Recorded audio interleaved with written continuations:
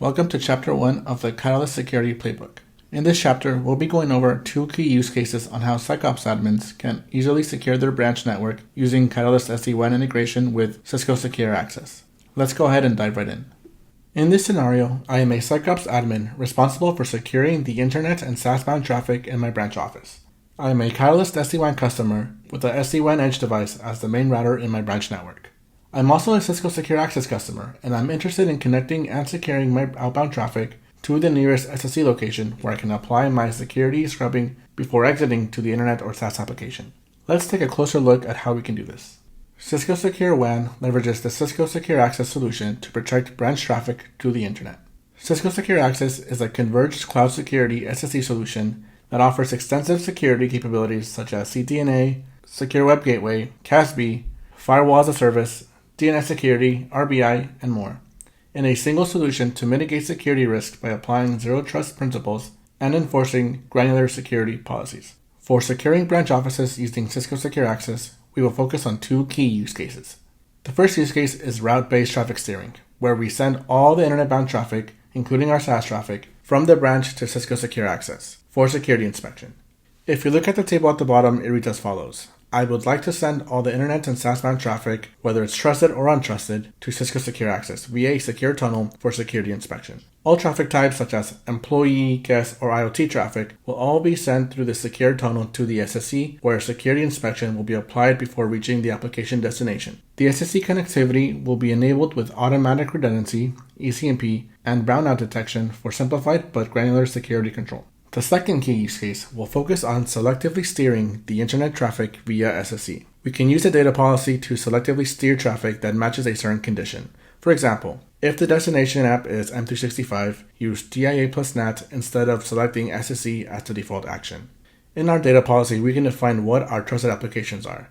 And the table at the bottom reads as follows. For our traffic classified as trusted, we can inspect and apply a security policy locally using the Catalyst NG firewall in our Catalyst SD-WAN edge before reaching its destination across the internet. For our untrusted applications, such as an unauthorized file sharing app, we can selectively steer it through our secure tunnel to Cisco Secure Access.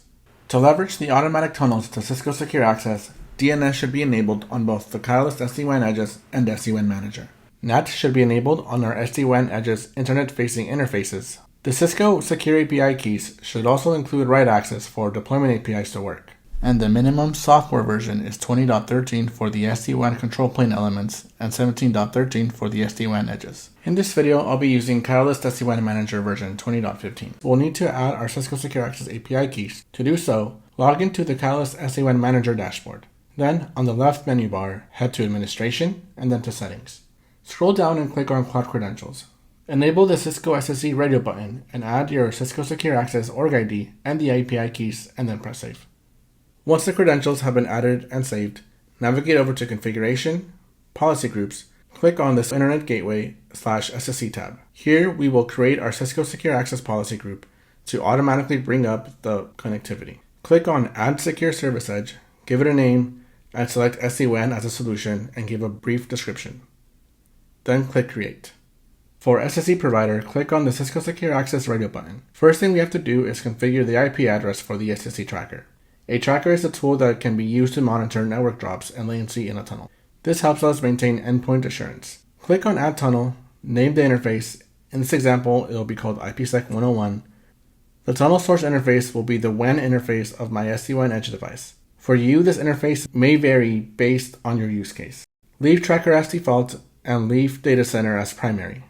We will create a secondary active tunnel for redundancy and point it to a secondary data center afterwards. Then click on Add. Now let's create the secondary tunnel by clicking on Add Tunnel again. Name the interface. It should be different from the primary tunnel. In this case, it's called IPsec 102. Select your tunnel source interface and then click on the secondary radio button. This will allow the second tunnel to connect to a different Cisco Secure Access data center in the same region as the first tunnel. Click on Add. Now to add the two tunnels as a high availability pair, click on Add Interface Pair.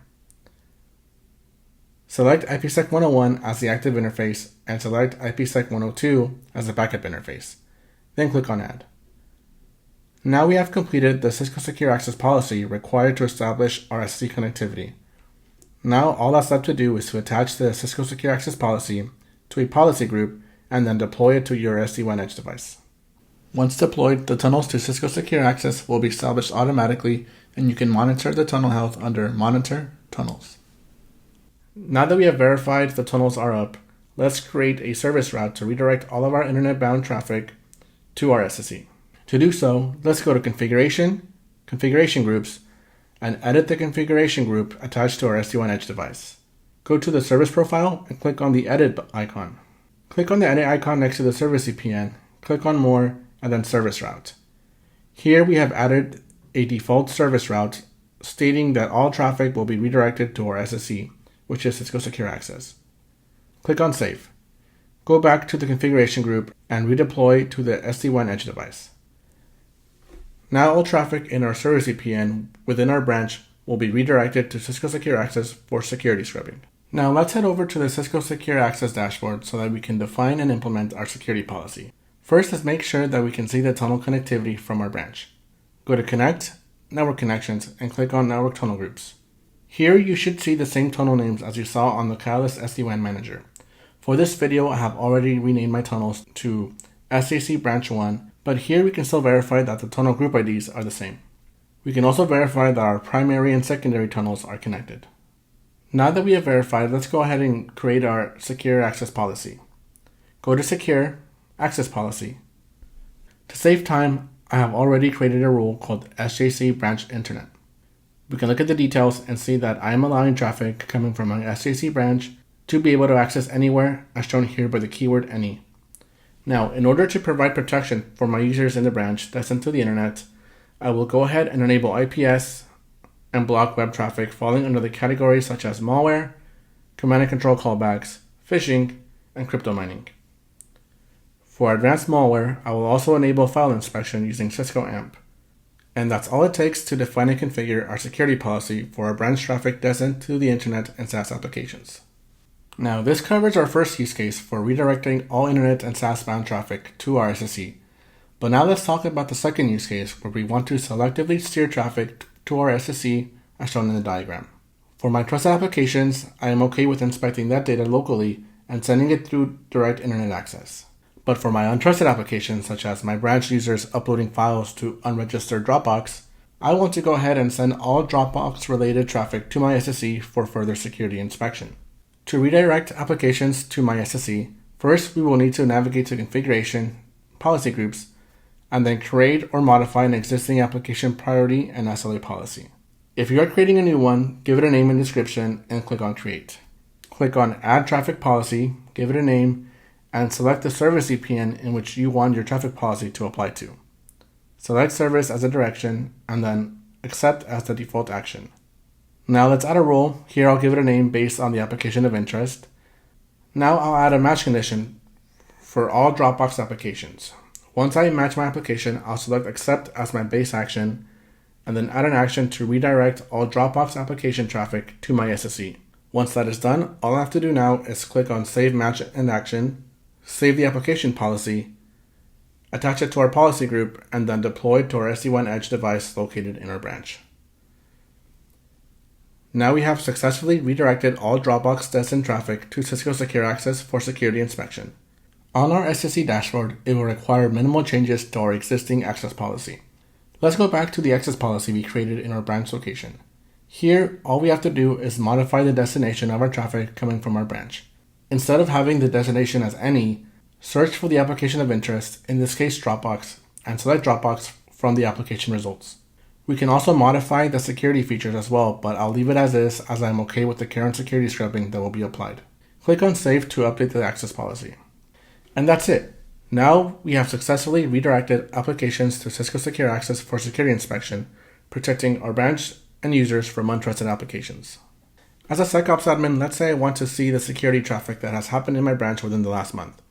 To do so, go down to the security section, change the time period to month, and then click on Top Security Categories. Here we can see some activity where a user attempted to download some malware but was blocked by the security policy we deployed. We can drill down even more by clicking on the events. Here on the activity search page, click on the three dots next to the event of interest, view more details, And here you have a more detailed look which can help on day-to-day forensic investigations. This concludes Chapter 1 of our Catalyst Security Playbook, where we covered how we can both selectively steer and send all internet and SaaS-bound traffic to Cisco Secure Access. Please stay tuned for future videos in this series. Thanks, and we'll see you again soon.